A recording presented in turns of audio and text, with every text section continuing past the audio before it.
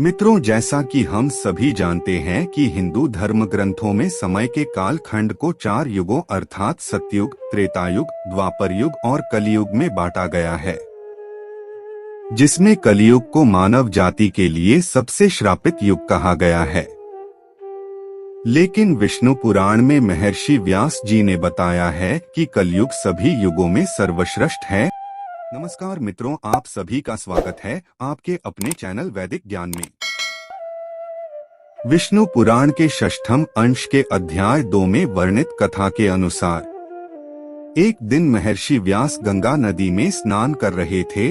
तभी कुछ ऋषिगण वहां पहुंचे और उन्होंने देखा कि व्यास जी नदी में डुबकी लगाकर ध्यान कर रहे हैं, तो वे लोग वही तट पर वृक्षों के तले बैठ गए।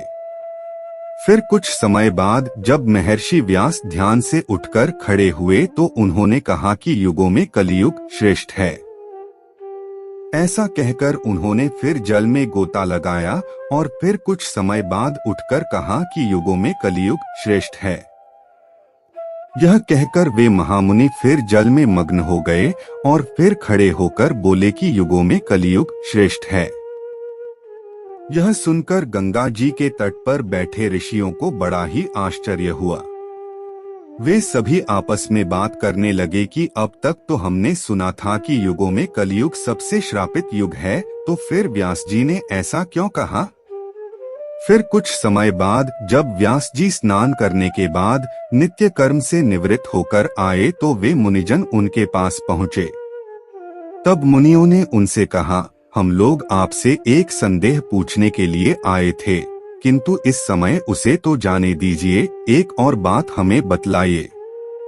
भगवान, आपने जो स्नान करते समय कई बार कहा था कि कलयुग ही श्रेष्ठ है, क्या बात है? हम यह संपूर्ण विषय सुनना चाहते हैं।